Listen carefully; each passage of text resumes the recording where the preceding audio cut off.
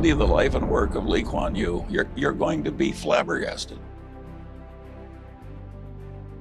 If you will make a study of the life and work of Lee Kuan Yew, you will find one of the most interesting and instructive political stories. Munger extols Singapore's governance as the right path, unraveling the simple rules that enhance life's quality. I think Singapore's habit of stepping hard on things that will grow like cancer is the correct way to govern. And in America, we tend to wait till they're unfixable and then we want to fix them. He warns against waiting until problems are unfixable, advocating proactive solutions to avoid deserving the impending issues. It's so simple. What is it? You don't have a lot of envy, you don't have a lot of resentment, you don't overspend your income, you stay cheerful in spite of your troubles, you deal with reliable people, and you do what you're supposed to do. And all these simple rules work so well to make your life better, and they're so trite. In the investment realm, a multitude of high IQ individuals strive for skillfulness and normalcy, illustrating the complexities of the financial world. If you won't attack a problem while it's solvable and wait till it's unfixable, you can argue that you're so damn foolish that you deserve the problem. And we have a system that is pretty irresponsible in many ways. Scaling up investment value becomes paramount in a landscape filled with intellectual prowess and strategic endeavors. In the investment world, it involves an enormous amount of high IQ people trying to be more skillful and normal. You can hardly imagine another activity that gets so much attention. Munger questions the efficacy of a system where a significant portion of the population refrains from participating in the voting process. Well, it was perfectly obvious, and he'd made so much money in the other technique that it was hard for him to leave something that had worked so well. But it was not going to scale. So when he started looking for investment values in great businesses that were temporarily under pressure, it changed everything for the better. Now we could scale up to the big time. Acknowledging the inherent eccentricities of people, Munger reflects on the collective human disposition as a bit bonkers. I think our central cities get to be the hardest ones to govern on average. And I think that's very awkward. And finally, they reach a tipping point where you get this, the better people leave. And then I don't think you can solve the problem in any normal way, certainly not for a civilization as large as previously existed there. Or if you solve it, it's 100 years in the future or 50 years in the future or something. But no, I don't think it's a pure democracy I think our system has worked. Well, I should tell this story on myself. I come to the University of Michigan. I take political science. I'm an unusual kid. I don't mean I'm unusual looking or unusual dressing or something, but I unusually think often that I know better than the professor. This is not a social winner. And I take political science from a leftist but lovable political science professor. And everybody teaches the more people that vote, the better the systems will work. And having a contrarian streak, I'm not so sure that civilization doesn't work better when a lot of people don't vote. So I write a paper. It couldn't have been more politically correct. I got an A. The University of Michigan not only does right in the hospital, it handles wise-ass kids pretty well. Singapore emerges as an ideal subject for study, and Munger emphasizes the nation's relevance for drawing insightful governance principles. I could tell that some of my older people were a little bonkers. I've always been able to recognize when other people were a little bonkers. And it helped me because there's so much irrationality in the world, and I've been thinking about it for a long time. its causes and its preventions and so forth. Sure, it's helped me. And staying cheerful because it's the wise thing to do. Is that so hard? The pursuit of turning lead into gold in the counseling realm is deemed impractical, as Munger shares his skepticism about certain ambitious endeavors. If you want to study,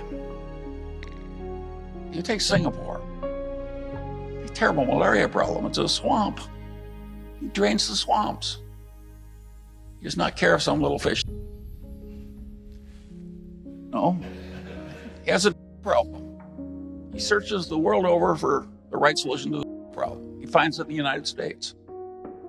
Isn't that an interesting thing? Imagine somebody in Singapore reading books and deciding the United States was the answer to Singapore's problem. He copied the military's bottle policy. That anybody in Singapore will pee in a bottle instantly on demand, and if they flunk, they go immediately to a tough compulsory rehab. Away went the problem. Just time after time after time, he made these winning decisions. He wanted the place to be prosperous. He figured out who he wanted to come in, and he made the civilization very user-friendly to what he wanted to attract.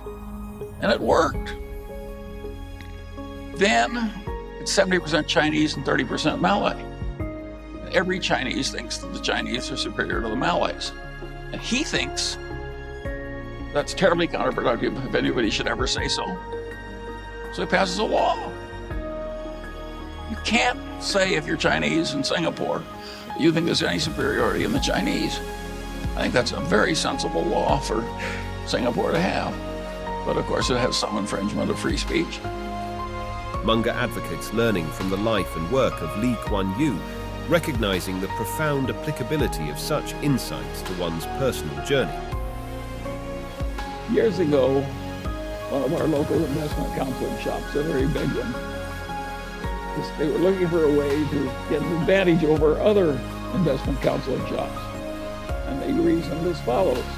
We've got all these brilliant young people from Wharton and Harvard and so forth, and they work so hard trying to understand business and market trends and everything else. And if we just asked each one of our most brilliant men for their single best idea, then created a formula with this collection of best ideas, we would outperform averages by a big amount. And that seemed plausible to them because they were ill-educated. That's what happens when you go to Harvard and Wharton. And so they tried it out, and of course it failed utterly. So they tried it again, and it failed utterly, and they tried it a third time, and it also failed. And of course what they were looking for is the equivalent of the alchemists of centuries ago who wanted to turn. That would be a good way to make money. Oh, this counseling shop was looking for the equivalent of turning lead into gold, and of course it didn't work. I could have told them, but they didn't ask me. Nothing. The interesting thing about this situation is that this is a very intelligent group of people that's come from all over the world. You've even got a lot of bright people from China where people tend to average out a little smarter. And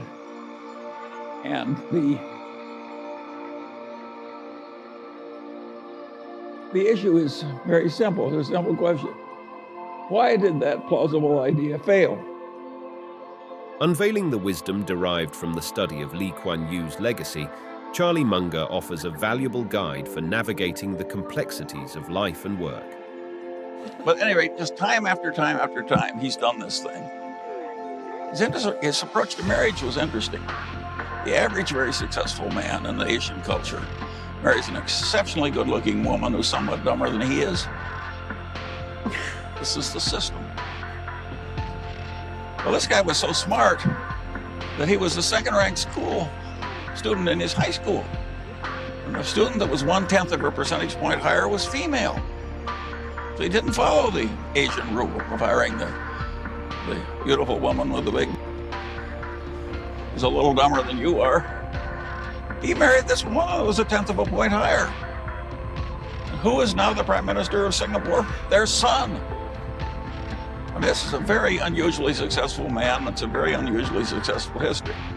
So while I can't answer your question, if you will make a study of the life and work of Lee Kuan Yew, you will find one of the most interesting and instructive political stories written in the history of mankind. This is better than Athens, this is an unbelievable history. And you will learn a lot that will be useful in your own life. So my answer to you is, don't ask Charlie Munger. Study the life and work of Lee Kuan Yew. You're going to be flabbergasted. We could see, if we looked carefully at our own companies, that their advertising was working way better than other advertising. Just we weren't paying enough attention. So is it too late? I don't know. I don't know everything, you know. Many of my children have worked out well, and I've had very little to do with it.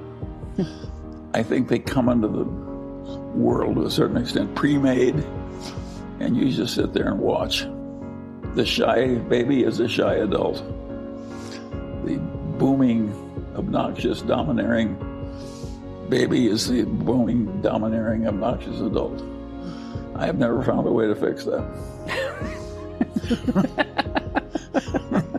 I can be cheerful about it, but I can't fix it. I can change my reaction, but I can't change the outcome. The reason we're not buying this, we can't buy anything at prices we're willing to pay. It's just that simple. Other people are bidding the price up. And a lot of the buying is not by people who really plan to own them. A lot of it is fee-driven buying. And private equity buys things so they can have more fees by having more things under management. Of course, it's a lot easier to buy something you use somebody else's money. We're using our own money, or at least that's the way we think of it. And so, but we're not. By the way, it's not a tragedy that Berkshire has some surplus money they're not investing.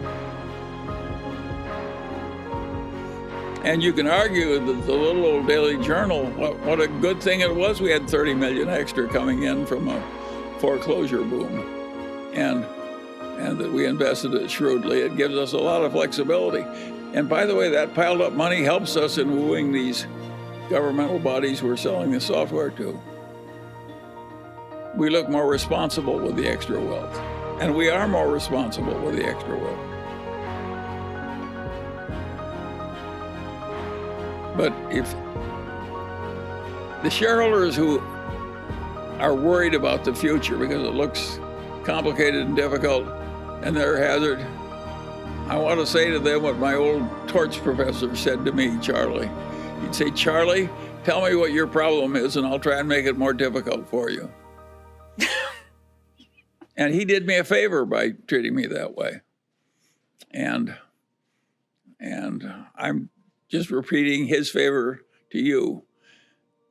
When you're thinking the thoughts you're doing, at least you're thinking in the right direction. You're worried about the right things. All you people that are worried about the inflation and the future of the republic and so forth. Just think about it for a minute. You've all been to fancy educational institutions. I'll bet you there's hardly one in the audience who knows why that thing failed. That's a pretty ridiculous demonstration I'm making. How can you not know that? It's one of the main activity of America, an obvious and important failure. Surely we can explain it. You have to have stayed awake in your freshman college courses to answer that question.